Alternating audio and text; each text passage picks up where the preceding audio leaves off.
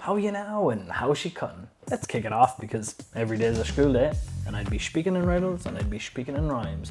But stay with me now because I'll show you my primes.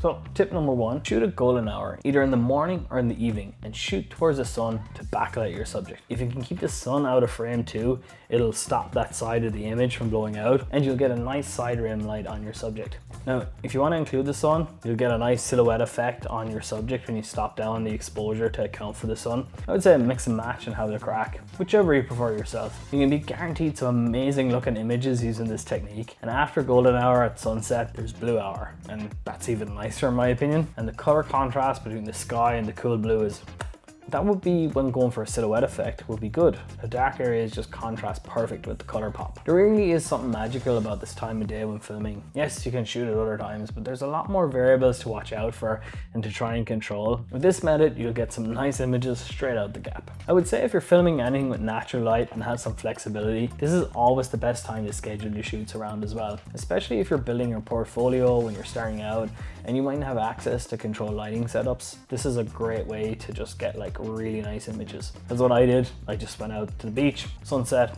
there we go. So that brings us perfectly into tip number two. If you're shooting in daylight and the sun is high in the sky, you're going to get some contrasty looking images and they're less pleasing to the eye, at least in my opinion. Now, you can use filters and move your shot around to aid this, but an easy way to control harsh contrast is to use diffusion. The first thing I recommend anyone buying if you can't afford lights yet is a 5-in-1 reflector disc. They're around, I think, 30 quid on Amazon, and it's just perfect when you're out filming a scene in harsh daylight. Lob some diffusion over the subject, and there you go. You have a much more pleasing image. Tip number three, shoot with vintage lenses. I'm a big vintage lens nerd, as you can see, but lenses these days are just quite digital looking. They're often like lack the character of like the older glass and like the imperfections. And often because the lenses are so old, each one is like super unique. So you could have like 3 of the same lens and they all render like a slightly different image. And I really love this personally, but the best thing about this is they're just so much cheaper. And with the results they produce, it's a win-win. I personally like the Leica Summicrons and Carl Zeiss Distigons, but Canon are a good shout too, and of course the very popular swirly bokeh Helios 442. Anyway, if you get into vintage lenses, it's a rabbit hole of research, but there's also no better feeling than building a set of older lenses. It just,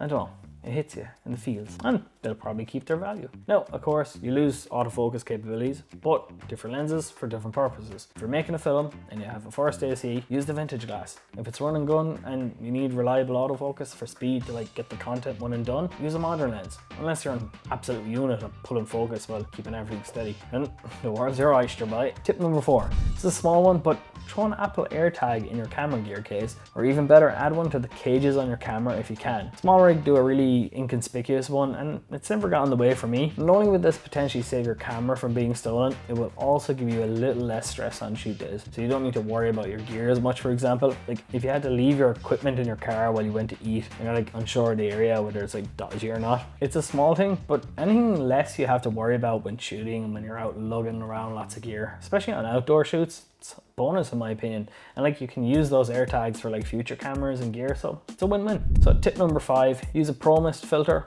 or a polarizing filter. So polarizers are such a staple to have in your camera bag. You'll be out shooting, you'll get some awful reflections on a surface and it'll just wreck your image. But if you use a polarizer, watch your image improve. I have a polarizing ND and it covers me for 2 issues. Too much light on sunny days when trying to shoot at lower f-stops, and then also reflections. If you want to give your image a nice hazy look that blooms the highlights, almost like a dreamy look, use a Pro Mist. They come in different strengths and it's really down to the preference of the shooter and of course the content that is actually being shot. Is it suitable for the image? Tip number 6, plan your shots and focus on those first. Once you have those in the bag, be open to the different ones on the day. Well, get what you set out for. It's likely you'll have envisioned the edit in your head. If you can get out and just get what you need, not only are you building your vision for the project, but you're strengthening your decision making, and that's very important. And if it doesn't work out, guess what?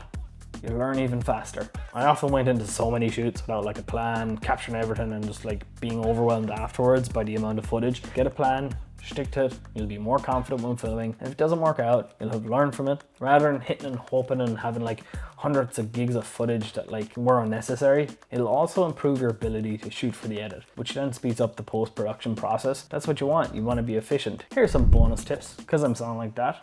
In Ireland we say sound, it means kind of like nice. So these are additional tips I think will improve your image. And of course there's exceptions to these. It obviously depends on the situation and I could go man into details, but just wanted to give you a quick summary of what I tend to follow myself. Use a lower f-stop where possible and give you that nice creamy bokeh, as they say, and it'll separate your subject from the background more, which is like great to hide like what might not be like improving your overall image in the background. Use your camera's base ISO where possible. It'll give you the best dynamic range and it'll keep the image clean from noise. If you're using log footage, I use S-Log myself with Sony, but try to expose the S-Log 1.7 stops over without hitting your zebra's threshold and clipping the highlights. This gives you the cleanest image as you're exposing to the right. It basically gives more light to the shadow regions as the information is there, and then you can pull the shadows back down then afterwards. If you try to raise them and then the information wasn't there, it'll break up the image and cause noise. And if you can get that base ISO at 1.7 stops over with no clipping at all, it'll look so clean. To recap on the tips that'll definitely get you getting the best images out of your camera: shoot at golden hour, it's the best looking natural light there is. Use a 5-in-1 reflector disc to diffuse harsh sunlight. Shoot vintage lenses, they have a lot of character and they're a lot cheaper. Throw an air tag in your case or attach one to your camera using SmallRig's attachment. Well worth it in the long run, and you can use it on all future cameras too. Use a Pro Mist filter to soften your image and give a nice bloom to the highlights. If you do your own editing, I have tons of editing tutorials on my channel.